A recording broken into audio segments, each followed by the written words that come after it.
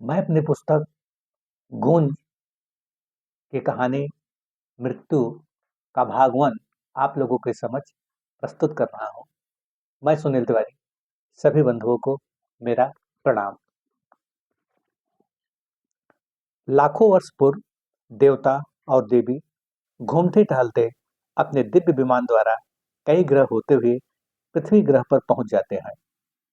यहाँ की प्राकृतिक सुंदरता देख उन्होंने सोचा कि इस ग्रह पर शरीरधारी योग्य जीव का होना अति आवश्यक है। इतना सोचते हुए तत्क्षण अपने दिव्य शक्ति से हजारों शरीरधारी अपने रूप और स्वरूप जैसा पुरुष तैयार किया। उसी तरह देवियों द्वारा अपने रूप और स्वरूप जैसा हजारों की संख्या में स्त्रियों का उद्गम हुआ। तत्पश्चात देवताओं में वरिष्ठ देव सूर्य ने सबको आश्वासन देते हुए, सूर्य, मैं देवताओं में श्रेष्ठ सूर्य हूं। तुम सब मेरे ही अंश से उत्पन्न अवतारी पुरुष हो। सबके अंदर मेरे अंश रूपी असीम तेज विद्यमान है। ध्यान देना कि माया के वशीभूत होकर अपना तेज नष्ट मत करना। प्रकृति रूपी दिव्यता सदैव तुम्हें सुख पहुंचाएगी। तुम्हारे अंदर आत्मी शक्ति विद्यमान है। तुम सबके सब आत्मदर्शी हो। मृत्यु तुम्हारे बस में है। जब तुम चाहोगे इस शरीर को छोड़ मेरे पास आ सकते हो। ध्यान रहे, जो पुरुष स्त्री से शारीरिक संबंध बनाएगा उसका तेज नष्ट हो जाएगा। वह मृत्यु के बस में हो जाएगा। उससे जन्म लेने वाले पुत्र या पुत्री का भी यही दशा होगा। तुम लोग स्वयं अपने तेज से पुत्र उत्पन्न कर सकते हो, पर पुत्री नहीं। उसी दौरान देवी दिव्या, मैं देवियों में सर्वश्रेष्ठ देवी दिव्या हूं। मेरे ही अंश से तुम सब स्त्रियों का जन्म हुआ है। तुम लोग स्वयं अपने तेज से पुत्री उत्पन्न कर सकते हो, पर पुत्र नहीं। इतना ध्यान रहे, जो भी स्त्री पुरुष के संपर्क में जाएगी उसका तेज नष्ट हो जाएगा। तभी श्रेष्ठ देव सूर्य, पुरुष और स्त्री तुम सब संख्या में समान हो व शक्ति में भी। पुरुष मेरे द्वारा बनाए गए पृथ्वी के आधे भाग पूर्व में शासन करेंगे और यहाँ के राजा तेजस्वी होंगे। तत्पश्चात सूर्य देव दिव्य मुकुट राजन तेजस्वी को प्रदान करते हैं। जयकार होने लगती है। तभी श्रेष्ठ देवी दिव्या स्त्रियां मेरे द्वारा बनाई गई इस त्रिपुर में शासन करेंगे। पृथ्वी का आधा भाग तुम्हारा इस त्रिपुर की महारानी पवित्री होगी। तत्पश्चात महारानी पवित्री को दिव्य मुकुट से देवी दिव्या सुशोभित करती है। यथागत महारानी पवित्री की जय जयकार होने लगती है। सूर्य, पृथ्वी के बीचे बूझ सूर्य चक्र से निकलती हुई सूर्य रेखा का पालन करना, अपने अपने देश की रक्षा करना। इतना का सब के सब देवी देवता अपने दिव्य लोक चले गए। तत्पश्चात पुरुष अपने पुरुपुर में, स्त्रियां अपने देश स्त्रीपुर का कार्यभार संभालते हैं। पुरुपुर के राजा तेजस्वी अपनी प्रजागण को सलाह देते हुए कहते हुए, तेजस्वी, पुरुपुर के प्रजागण सूर्य रूपी रेखा के अंदर रहेंगे। समूचे प्रजागण को सूर्य रेखा की निगरानी करना होगा। सब एक दूसरे पर नजर रखेंगे। तत्पश्चात सब के सब प्रजागण सूर्य रेखा की निगरानी करते हैं। सबके सब एक दूसरे पर नजर रखते हैं। आखिरकार एक दिन नौसैनिक घूमते टहलते हुए जंगली रास्ते से होते हुए एक झील के पास पहुंचते हैं। झील में सुंदर स्त्रियां स्नान कर रही थी। उनके खुले बदन को देख सैनिक भी स्नान करने लगते हैं। उस दौरान उनके बदन को छू लेते हैं। गुप्तचरों के द्वारा दोनों देशों में इसकी खबर फैल जाती है। सूर्य रेखा के दोनों तरफ अपनी विशाल सेना के साथ राजा तेजस्वी, रानी पवित्री सूर्य रेखा के सामने खड़े हो जाते हैं। उसी दौरान रानी पवित्री, राजा तेजस्वी, आपके सैनिकों ने निंदित कार्य किया है।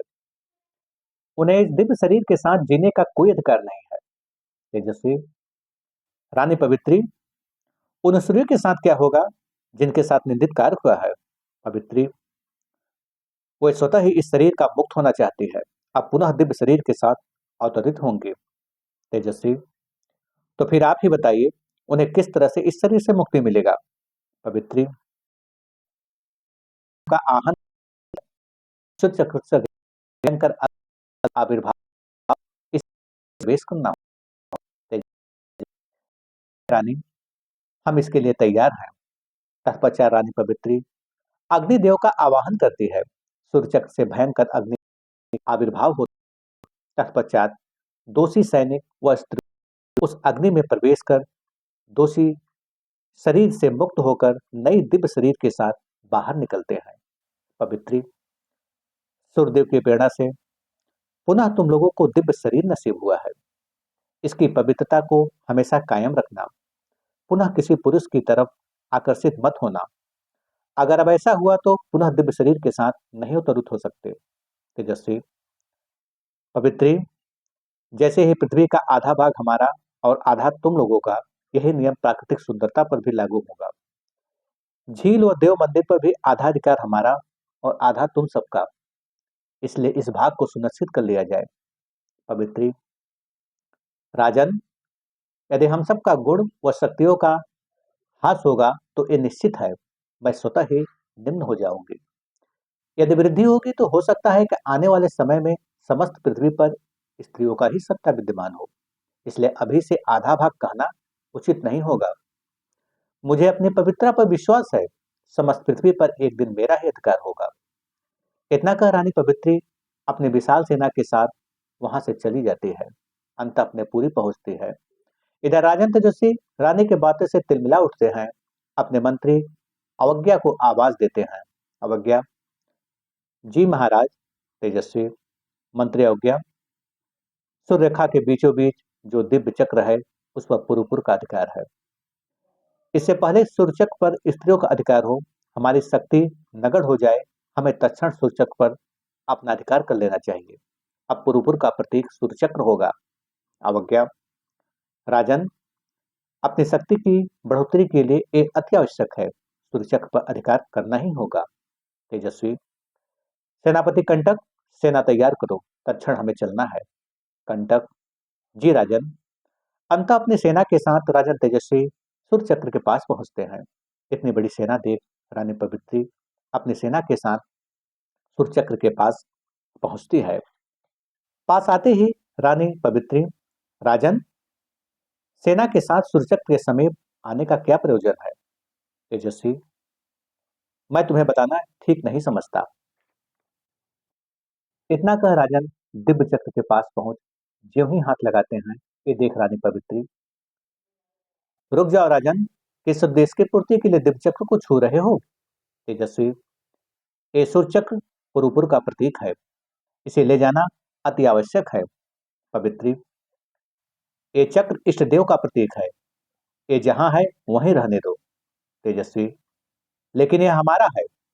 इतना कर राजन ज्यों ही आगे बढ़ते हैं, रानी पवित्री बाणों से उनका रास्ता रोक देती है।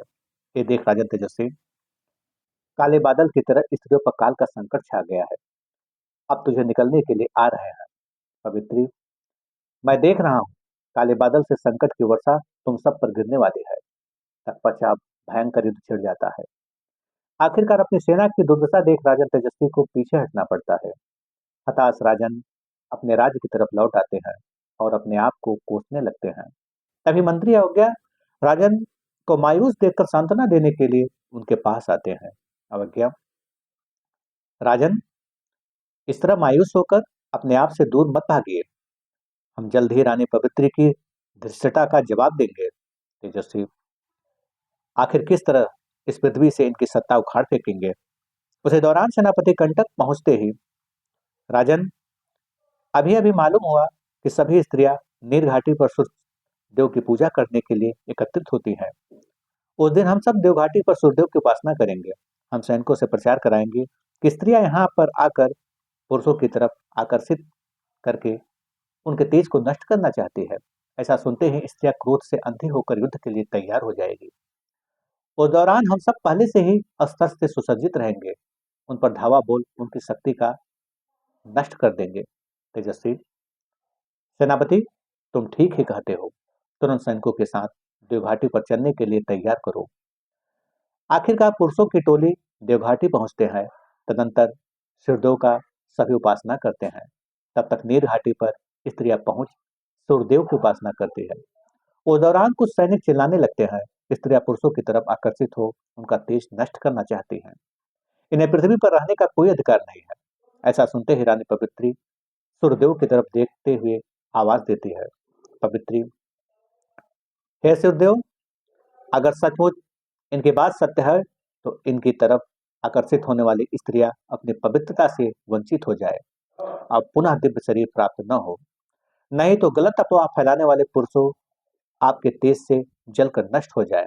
तत्पश्चात गलत अफवाह फैलाने वाले पुरुष सूर्यदेव के तेज से जलकर नष्ट हो जाते हैं।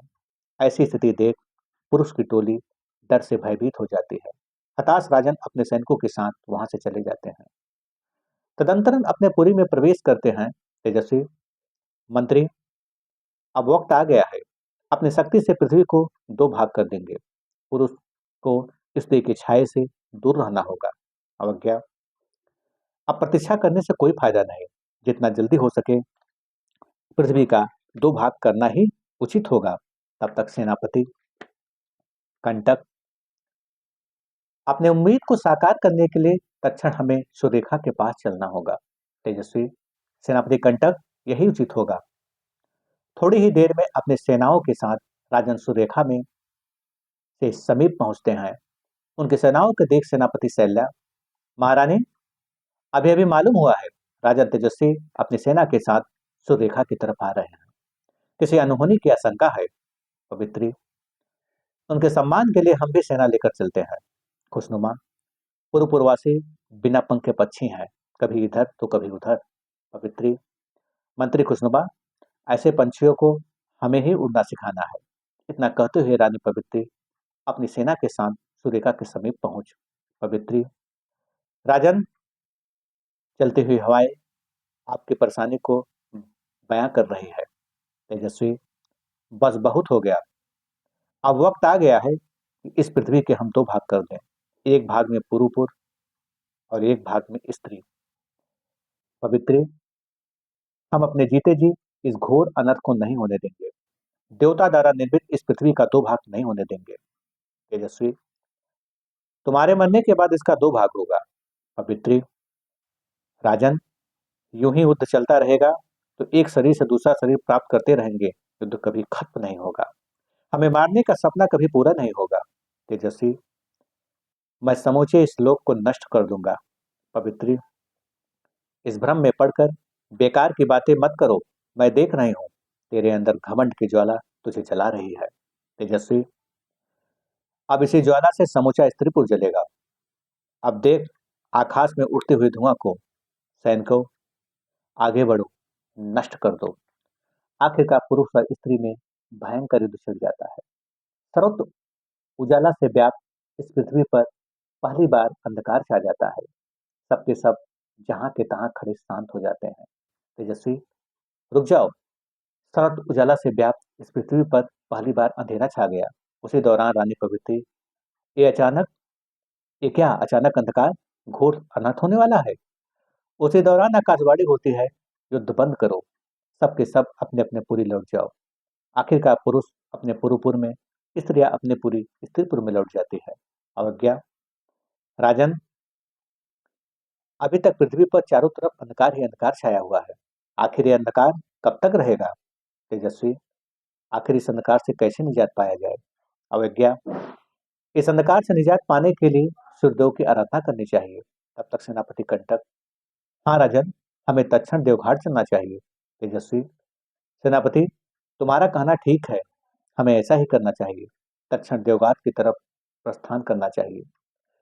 सबके सब पूर्ववासी सूर्यदेव की आराधना के लिए देवघाट की तरफ प्रस्थान करते हैं। ये देख स्त्रीपुर की सेनापति शैल्या, महारानी, अभी अभी मालूम हुआ कि पूर्ववासी सूर्यदेव की आराधना के लिए देवघाटी पर आए हुए हैं। पवित्री, सेनापति शैल्या, हमें भी नीरघाटी की ओर प्रस्थान करना चाहिए।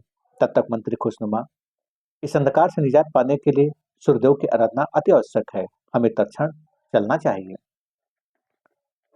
आखिरकार स्त्रीपुर वासी नीरघाटी पहुंच सूर्यदेव की आराधना में मग्न हो जाते हैं। पूर्ववासी देवघाट पर आराधना करते हैं। उनके इस प्रार्थना से भाव विभोर हो देवी दिव्या सूर्यदेव से प्रार्थना करती है। दिव्या, प्रभु, अपने भक्तगण की प्रार्थना स्वीकार कर पृथ्वी पर पुनः उजाला करिए। सूर्यदेव, देवी, पुरुपुर के राजन ने की इच्छा पर मैं अपने ही अंश से इनके पुत्र के रूप में जन्म लूंगा। अब तुम रानी की इच्छा पर स्त्रीपुर में जन्म लोगी। अब हमें ही इस पृथ्वी का उद्धार करना होगा। दिव्या, प्रभु, आपकी लीला के रसपान के लिए हम अत्यंत इच्छुक हैं। सूर्यदेव, देवी, हमारी लीला शुरू हो चुकी है। देखना, अब आकाशवाणी होने वाली है। उसी दौरान आकाशवाणी होती है, पृथ्वी पर पुनः उजाला तभी होगा जब पुरुपुर में राजकुमार का जन्म होगा और स्त्रीपुर में राजकुमारी का जन्म होगा। आकाशवाणी सुन राजा तेजस्वी पुत्र की इच्छा के लिए सूर्यदेव में ध्यान लगाते हैं। महारानी पवित्री पुत्री की इच्छा के लिए देवी दिव्या में ध्यान लगाती है। तत्क्षण पुरुपुर में राजकुमार का जन्म होता है और स्त्रीपुर में राजकुमारी का जन्म होता है। तत्पश्चात पृथ्वी पर पुनः उजाला व्याप्त हो जाता है। दिव्य बच्चे तुरंत बड़े हो जाते हैं, अर्थात तुरंत युवावस्था में पहुंच जाते हैं। पूरा पूरी खुशी से झूम जाता है। पंडित पूजा पाठ कराते हैं। तत्पश्चात राजकुमार का नामकरण के लिए राजन तेजस्वी पंडित करते हैं। तत्पश्चात राजकुमार का नामकरण के लिए राजन तेजस्वी पंडित देवाचार्य से तेजस्वी, पंडित देवाचार्य जी, राजकुमार का नामकरण करिए।